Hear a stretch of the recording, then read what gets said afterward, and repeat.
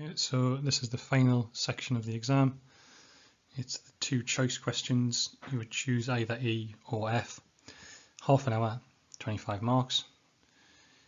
With reference to the information provided and your own knowledge, so you can refer back to anything valid from the case study, but also any examples that we've looked at. Evaluate the likely micro and macroeconomic effects. So part of your analysis needs to be micro, part of it needs to be macro, of the 23% devaluation of the Argentina peso. So we know that this is a weak currency. Weak pound, imports dear, exports cheap, or weak peso, imports dear, exports cheap. So we do have a benefit in terms of microeconomics of a boost to the trade balance as the goods become more internationally competitive. We have the price of exports falling relatively, price of imports rising relatively, and that means that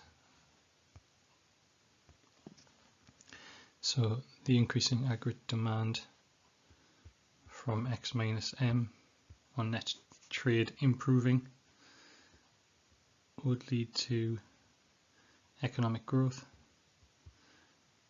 rise in employment.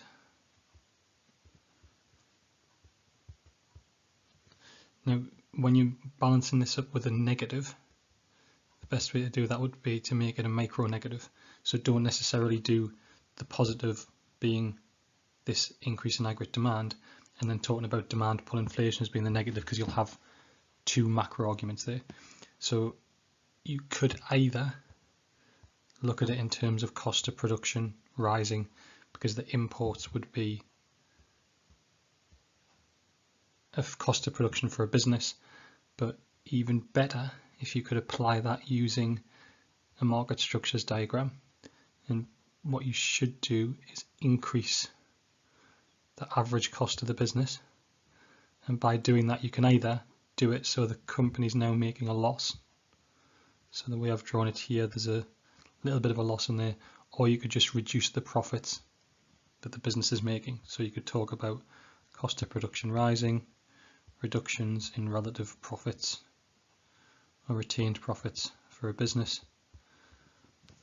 as being a negative there. In terms of the extent to which the weakening of the currency is a good thing, one of the best topics to do would be the J curve. So you could talk about how in the short term the trade deficit would worsen. So this being 0, this being negative, and this being positive. So in the short term, because demand for imports and exports would be inelastic, then the deficit would get worse before in the longer term it would get better. A lot of that is to do with contracts and already being signed up to purchase goods and services from abroad. If you wanted to, you could talk about the Marshall-Lerner condition, how the elasticities of both need to be greater than 1 when added together. So the elasticity of imports and exports added together needs to be greater than 1.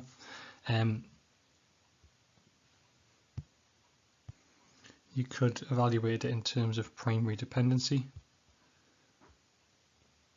So if the goods are inelastic and they are low value added, so the terms of trade are poor for Argentina, then it might not lead to a improvement in their economy. The other question we've got here, same structure, but this one is looking at evaluate the likely macro and microeconomic effects of the imposition of price controls in Argentina. So what you've got is examples of maximum prices, and you can draw the diagram to show that. So the price would be set below the equilibrium. And what that should do is for consumers is bring the price down to increase standard of living.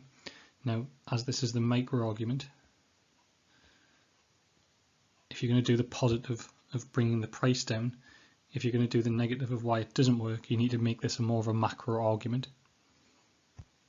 You can also link this argument into inflation. So one of the targets for this is to try to reduce inflation in the country by putting price controls on specific goods, and the ones they mention are things like food, crops and other necessities. So it's a partly a micro policy of within those specific markets, reducing the price in those markets, but also on a macro scale it's linked into inflation. One of the macro negatives of price controls linked in with this negative on the micro side of a reduction in supply is that if businesses can't make profits from supplying that industry, so if there's a lack of retained profits or losses, then you might get outwards FDI. So investment leaving your country and invested abroad, or you don't get replacement of capital there. So what you do get is you get a depreciation in your capital. What that would mean is that over time you'll have a fall in aggregate supply. So you then have, whereas you're hoping to get a price reduction, a reduction in inflation, what you actually lead to is cost push inflation as farmers leave the economy, or as farmers switch their land to producing biofuels or other crops. A key example, because it does say providing your own knowledge, is linking that back into Zimbabwe. So this is one of the policies that Zimbabwe tried. It's one of the reasons why they ended up in hyperinflation. In terms of evaluation, there's a few ways you could approach this. Simple ways would be looking at kind of size and scope.